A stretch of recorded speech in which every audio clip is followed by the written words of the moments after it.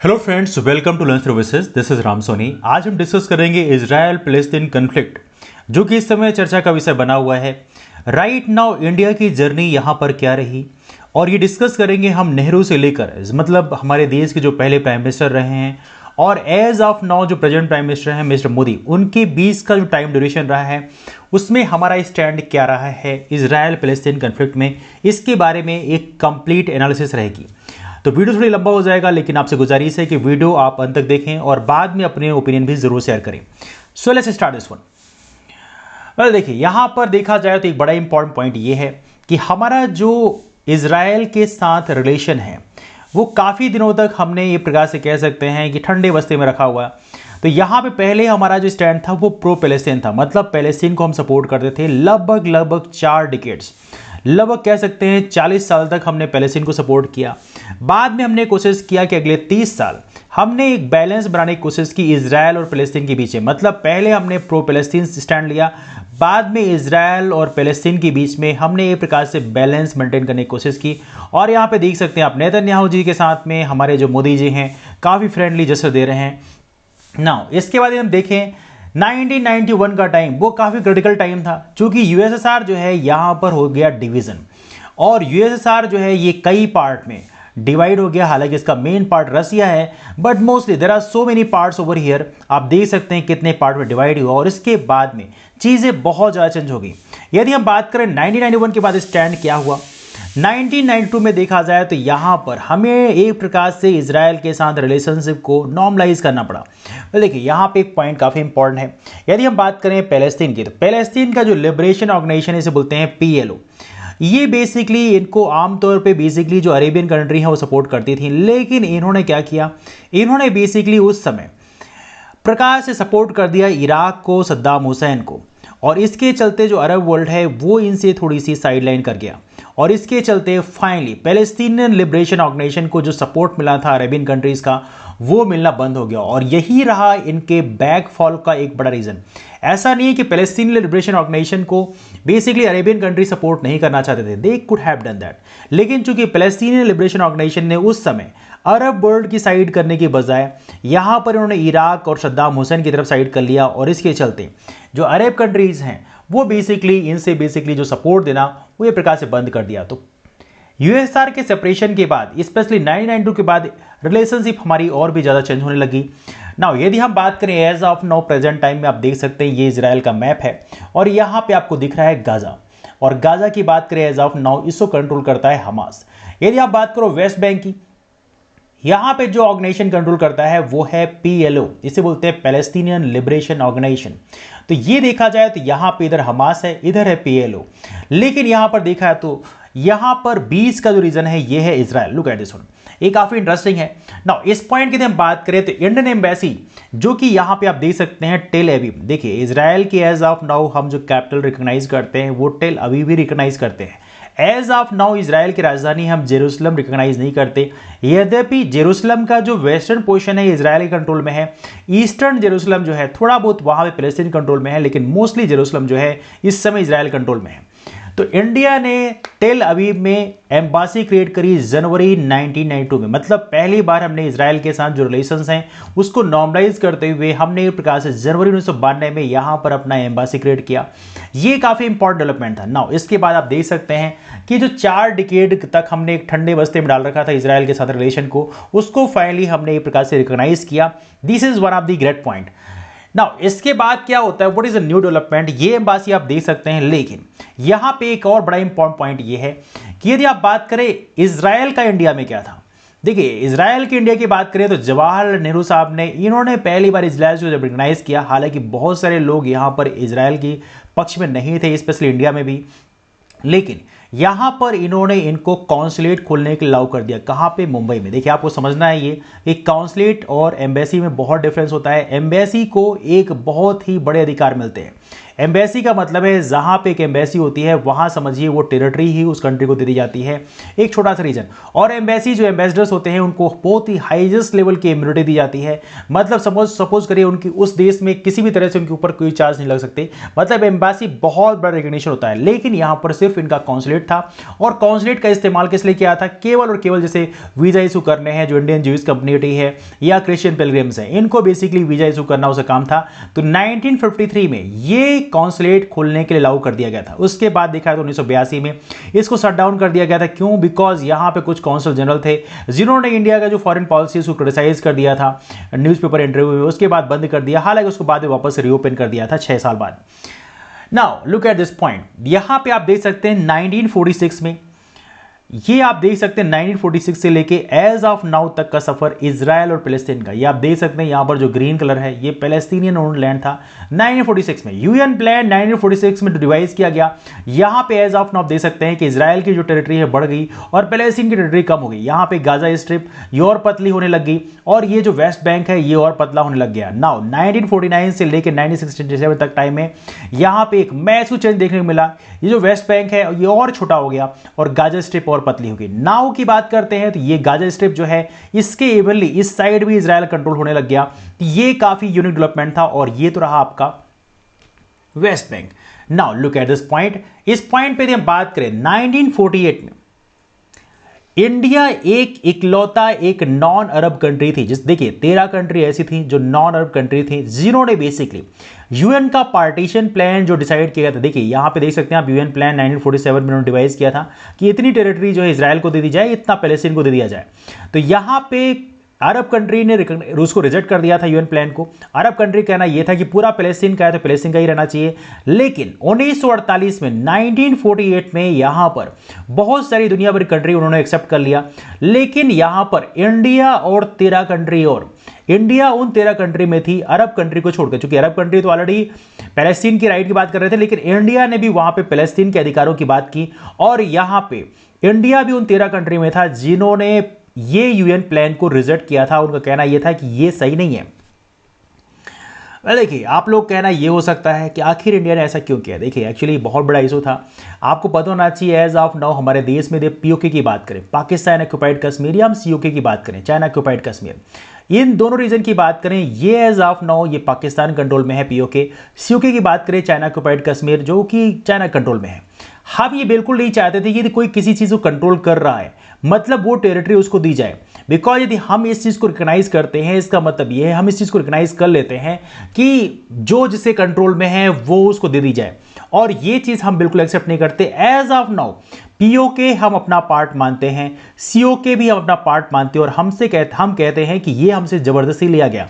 इसलिए UN plan को, UN का जो प्लान था कि जो जहां लीड कर रहा है, जो जहां पे कब्जा कर रखा है उसको वहां पे अधिकार दे दिए जाए, इस प्लान को हमने रिजेक्ट किया। और हमने यही कहा कि 1946 का जो ये पैलेस्टीन का जो एरिया है इसी को दिया जाए। बिकॉज हमने ये चीज माना कि जो जिसे कंट्रोल में है वो उसको ना दी जाए, बल्कि जो जिसका रियल लैंड है वही उसको दिया जाए। तो ये पॉइंट आई थिंक आप समझ चुके होंगे। नाउ इस पॉइंट के लिए हम बात करें तो यहां पे एक और बड़ा इंपॉर्टेंट कंसर्न आता है जो कि बहुत इंपॉर्टेंट है।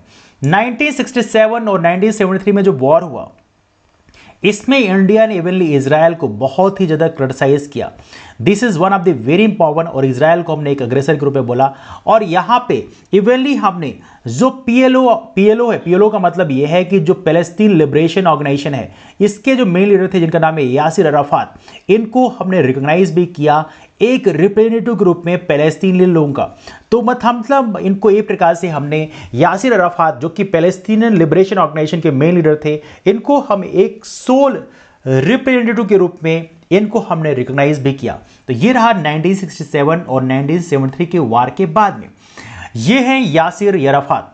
देखिए यहां पर देखना आपको, this is one of the very important point, just one second, look at here. यहां पे आप देखेंगे यासिर अराफात साहब को देखेंगे 1975 में, ये काफी इंटरेस्टिंग समझिएगा, बहुत ही महत्वपूर्ण पॉइंट है। इंडिया बना पहला नॉन अरब कंट्री जिसने पीएलओ मतलब पैलेस्टीनियन लिबरेशन ऑर्गेनाइजेशन को एक सोल रिप्रेजेंटेटिव ग्रुप में रिकॉग्नाइज किया। जो कि रिकॉग्नाइज करता है कि हाँ पैलेस्तीन के ये हेड हैं और ये पैलेस्तीन का को गवर्न करने का इनका अधिकार है।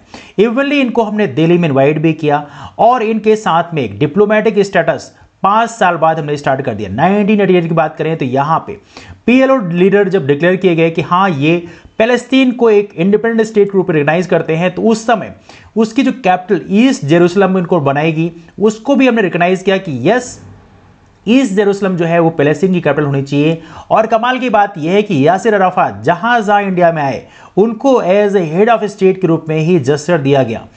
इसका मतलब आप समझ सकते हैं जब भी किसी कंट्री में कोई हेड ऑफ स्टेट जाते हैं उनको एक अलग तरीके से ट्रीटमेंट दिया जाता है और यासिर अराफात को यही रिस्पेक्ट हमारे देश में दी गई 1988 के बाद में। ये काफ़ी बड़ी बात थी, it was one of the greatest step.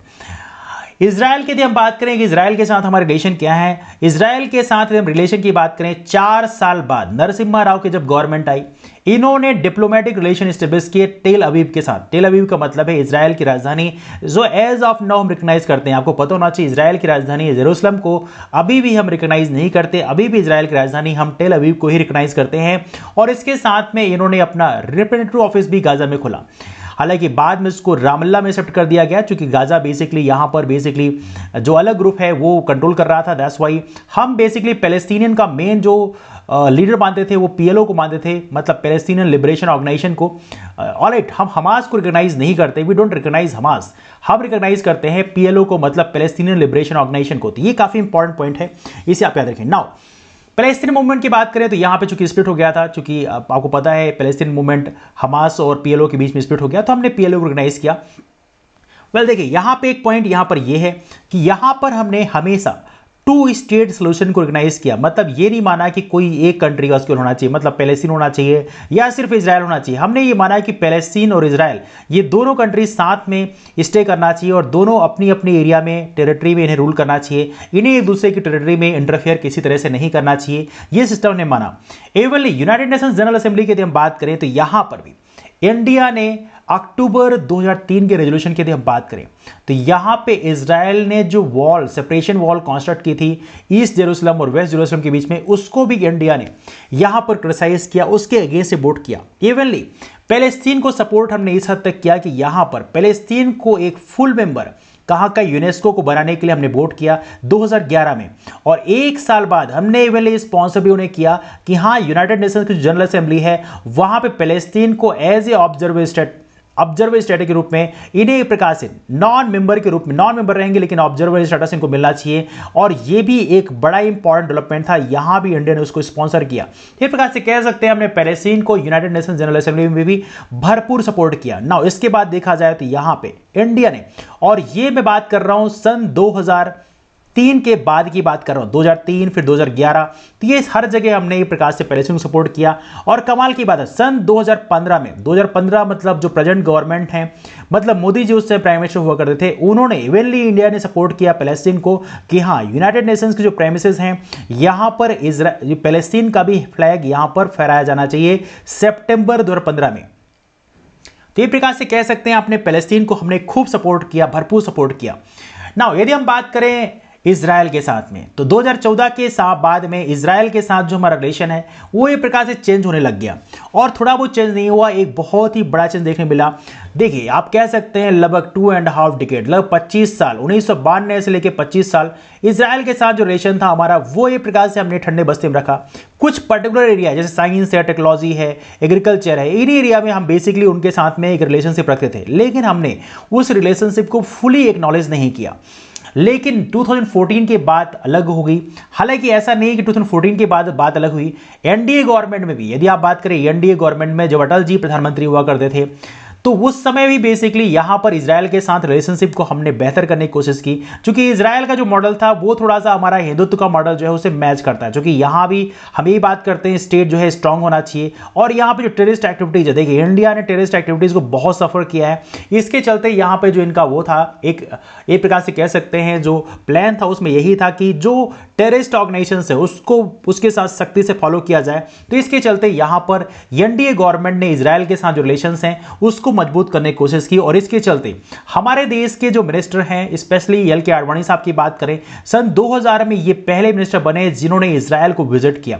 हालांकि इनकी विजिट के बाद जसवंत सिंह ने विजिट किया जो कि फॉरेन मिनिस्टर थे, और बाद में यहाँ पे दोनों कंट्रीज जो हैं इन्होंने ज्वाइंट एंटी टेरर कमीशन भी इन्होंने लॉन्च किया।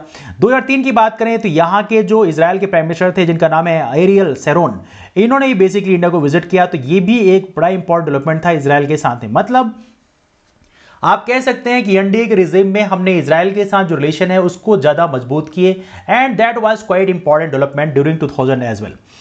पहले इसके बाद देखा है तो एज ऑफ नाउ जैसे ही यहां पर यूपीए की गवर्नमेंट आई, मतलब कांग्रेस की सरकार आई, कांग्रेस की सरकार आते ही यहां पर बैलेंसिंग एक्ट फिर से स्टार्ट हो गया। मतलब वापस से हमने पैलेस्तीन के साथ में रिलेशनशिप को मजबूत करना शुरू कर दिया। तो यूपीए के 10 साल के ऑफिस में यदि हम देखें तो यहां पे एक बैलेंसिंग एक्ट लिया गया, और यहां पे जो इनके यहां के head of the Palestine authority थे जिनका नाम है महमूद अब्बास, इनको हमने इंडिया में इनवाइट भी किया, जो कि वेस्ट बैंक के रीजन को लीड करते थे। मैंने आपसे डिस्कस किया था वेस्ट बैंक का जो रीजन है इसको बेसिकली पैलेस्टीनियन लिबरेशन ऑर्गेनाइजेशन ये लीड करते हैं, और जो गाजा स्ट्रिप का रीजन है यहां पे हमास लीड करता है। तो हमास को बेसिकली हम रिकॉग्नाइज नहीं करते पैलेस्टीन के लीड के रूप में, लेकिन पीएलओ को हम रिकॉग्नाइज करते हैं। तो यहां पे आप देख सकते हैं महमूद अब्बास को हमने इनवाइट किया, और उन्होंने एक बार नहीं कई बार विजिट की, सन 2005 में, 2008 में, 2010 में, 2012 में।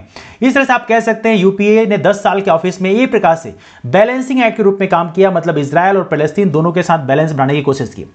लेकिन मोदी जी के रिजीम में बदलाव एक नए लेवल पे पहुंचा।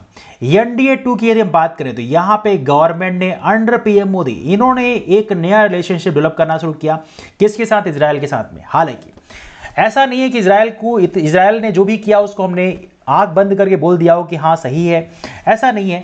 लेकिन यहां पे देखा जाए तो हमने इजरायल को सपोर्ट भी किया, जगह जगह हमने क्रिटिसाइज भी किया। यदि क्रिटिसाइज करने की बात करें तो यहां पे United Nations human right council की यदि हम बात करें तो इनने एक रेजोल्यूशन लाया था, एचआरसी हाई कमिश्नर का रेजोल्यूशन। इसमें देखा जाए तो रिपोर्ट में बोला गया था कि हाँ यहां पे वार क्राइम्स हुए हैं, और वार क्राइम्स में देखा है तो इजरायली फोर्स और हमास इन दोनों को क्रिटिसाइज किया गया था, और बोला गया था 2014 में जो एयर स्ट्राइक हुई थी जिसमें गाजा में लगभग 2000 लोगों की मौत हुई थी, और इसके चलते हमने इवनली इजरायल को भी और हमास दोनों को क्रिटिसाइज किया। तो एक प्रकार से हमने बैलेंसिंग मेंटेन करने की कोशिश की।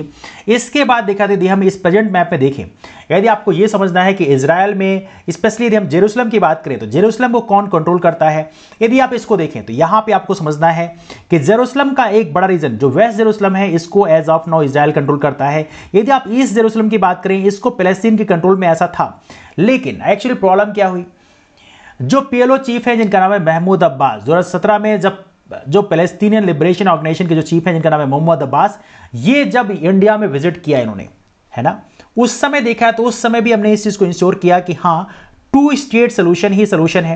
मतलब हमने ये बोला कि इजरायल और पैलेस्टीन दोनों साथ में स्टैंड करना चाहिए, ऐसा नहीं है कि इजरायल बस के लिए स्टैंड करना चाहिए, पैलेस्टीन बस के लिए स्टैंड करना चाहिए। तो हमने एक 2 स्टेट सोल्यूशन की बात उससे भी की, और साथ में ये बोला कि ईस्ट जेरूसलम जो है यही पैलेस्टीन की राजधानी होनी चाहिए। आज भी हम ईस्ट जेरूसलम को ही पैलेस्टीन की राजधानी रिकॉग्नाइज करते हैं। हालांकि यहां पर जेरूसलम में एक मेजर एरिया में कंट्रोल यहां पर इजरायल का आप देख सकते हैं, और जहां जहां ये ब्लू कलर है वहां वहां इजरायल कंट्रोल है। आप देख सकते हैं जेरूसलम में भी जहां जहां ब्लू कलर है वहां इजरायल कंट्रोल है, मतलब मेजर रीजन में ईस्ट जेरूसलम में भी यहां पर आप देख सकते हैं इजरायल कंट्रोल है, और पैलेस्टीनियन पॉपुलेटेड एरिया जो है ये काफी कम है।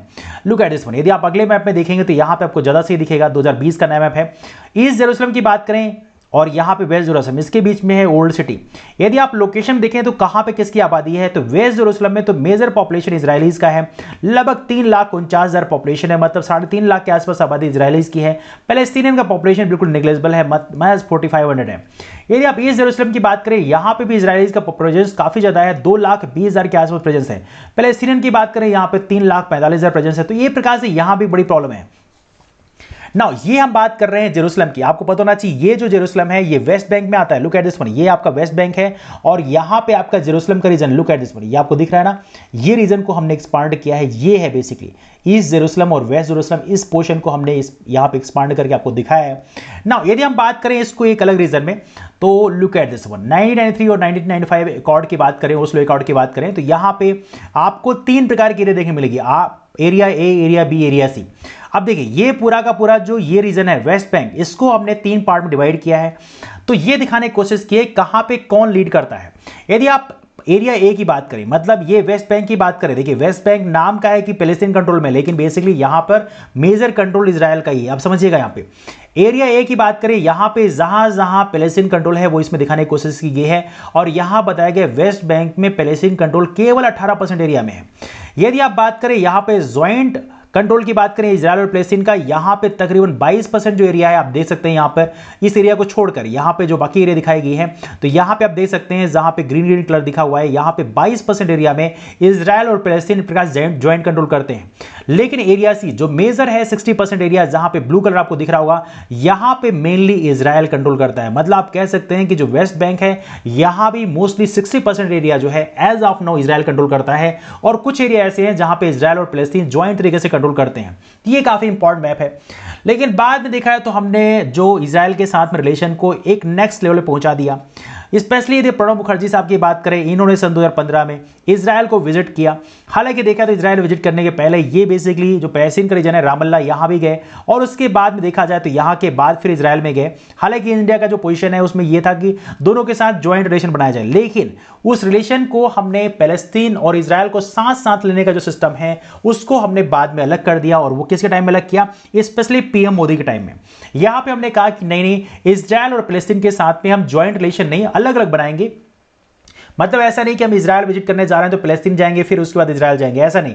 हम जाएंगे तो इजराइल अलग से जाएंगे और पैलेस्टीन अलग से जाएंगे। तो ये सिस्टम ने बनाया। सन 2018 में मोदी बने पहले प्राइम मिनिस्टर जिन्होंने इजराइल को विजिट किया, और यहां पे इन्होंने रामल्ला जिस जगहों को विजिट नहीं किया, मतलब पैलेस्टीन को इन्होंने विजिट नहीं किया।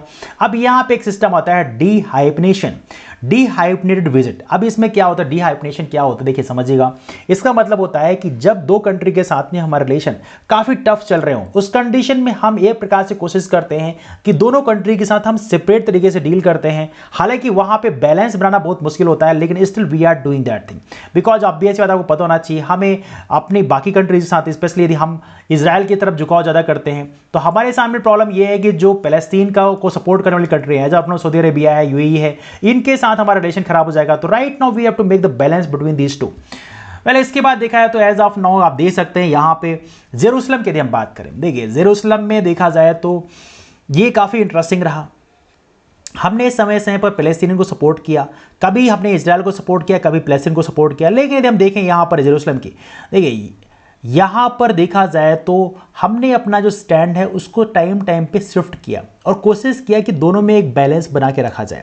नाउ यदि हम बात करें इंडिया की बात करें तो यहां पर यूनाइटेड नेशंस जनरल असेंबली में हमने जो ट्रंप एडमिनिस्ट्रेशन, देखिए एक्चुअली पता होना चाहिए जेरूसलम को जो ट्रंप की सरकार है, मतलब जो ट्रंप यूएसए के प्रेसिडेंट थे, उन्होंने बोला कि जेरूसलम जो है, उन्होंने रिकॉग्नाइज किया कि जेरूसलम जो है ये बनेगा बेसिकली इजराइल का कैपिटल। और इन्होंने यूनाइटेड नेशंस की जनरल असेंबली में इसको पास कराने की बात करी कि हाँ यूनाइटेड नेशंस जनरल असेंबली जो है इसको मान ले कि जेरूसलम जो है ये इजराइल की कैपिटल है। लेकिन बहुत सारी कंट्रीज ने इसको अपोज किया, evenly India was one of them. India ने बेसिकली ट्रंप का जो ये बेसिकली कह सकते हैं कि रेजोल्यूशन था, इसको भारत ने भी रिजेक्ट कर दिया और भारत ने भी इजराइल की राजधानी जेरूसलम को मानने से मना कर दिया। एज ऑफ नाउ अभी भी हम टेल अवीव को ही अभी इजराइल की जो कैपिटल मानते हैं, ये भी काफी इंपॉर्टेंट है। Now look at the next point. यहां पे आप देख सकते हैं, यहां पर जो आप देख सकते हैं यहां पे काफी क्रिटिकल कंडीशन है, बहुत सारे वॉर क्राइम्स हुए। तो वॉर क्राइम होने का मतलब यह है कि यहां बहुत सारे लोगों को विस्थापित करना पड़ा, बहुत सारे लोगों की जो है उनकी डेथ हुई। इसके चलते क्यों? बिकॉज हमास है, इजराइल, इनके बीच में लड़ाइयां, लगातार दंगे चलते रहे, इसके चलते बहुत सारे वॉर क्राइम्स हुए। वॉर क्राइम्स का मतलब यह है कि आम आदमियों को मारना अपने बेनिफिट के लिए। तो ये मामला चला इंटरनेशनल कोर्ट ऑफ जस्टिस में। जब इंटरनेशनल कोर्ट ऑफ जस्टिस से मामला गया, वहां पर human right abuse Palestinian territory में, स्पेशली वेस्ट बैंक है या गाजा में, यहां पर जो इजरायली सिक्योरिटी फोर्स है या हमास है, इन्होंने जो वहां पर वार क्राइम्स किए, इसका मामला जब इंटरनेशनल कोर्ट ऑफ जस्टिस में गया तो यहां पे जो नेतन्याहू, जो कि बेसिकली इजराइल के प्राइम मिनिस्टर थे, इनका मानना यह था कि जो इंडिया है वो वहां पर हमें सपोर्ट करेंगे। लेकिन कमाल की बात है वहां पे भी उन्होंने सरप्राइज कर दिया, वहां भी हमने इस वार क्राइम को बेसिकली दरकिनार नहीं किया और ये माना हमने कि हाँ पैलेस्टीनियन के साथ गलत हुआ है और ये गलत नहीं होना चाहिए। तो इंडिया का जो स्टैंड है यहां पर फिर हल्का पैलेस्टीन की तरफ झुकाव पाया गया। तो एक प्रकार से कह सकते हैं इंडिया ने हल्का सा बैलेंस बनाने की कोशिश की, कभी इजराइल की तरफ, कभी पैलेस्टीन की तरफ। इवनली आपको पता होना चाहिए ये हमारे स्टैंड के कारण ही इवनली आपको पता होना चाहिए, अभी हाल ही में यूनाइटेड नेशन सिक्योरिटी काउंसिल की जब मीट हुई तो यहाँ पे जो हमारे परमानेंट रिप्रेजेंटेटिव हैं उन्होंने प्रॉपर तरीके से बोला, क्रिटिसाइज किया। इवनली इजराइल का जो एक्ट है उसको भी क्रिटिसाइज किया और हमास का जो एक्ट है उसको भी क्रिटिसाइज किया, दोनों को ही हमने क्रिटिसाइज किया। और इसके चलते आपको याद होगा इजराइल को खास पसंद नहीं आई। और यहाँ पे आप देख सकते हैं इजराइल के जो पीएम है बेंजामिन नेतन्याहू, इन्होंने 25 कंट्रीज को थैंक यू नोट भेजा है, लेकिन वहां पे भारत का जो ट्राई कलर है ये आप नहीं देख पाएंगे, क्योंकि यहां पे इंडिया को इन्होंने थैंक यू नोट नहीं भेजा। तो इस प्रकार से आप समझ सकते हैं कि भारत का जो रिलेशन है इजराइल और फिलिस्तीन दोनों के साथ में, वहां पर हमने जो पहले बिकॉज आज़ादी के 40 साल बाद तक हमने कोशिश किया कि प्रो फिलिस्तीन जो है हम अपना स्टैंड रखें, क्योंकि ऑब्वियस बात है उस समय हमारा अमेरिका के साथ कोई खास रिलेशन था नहीं।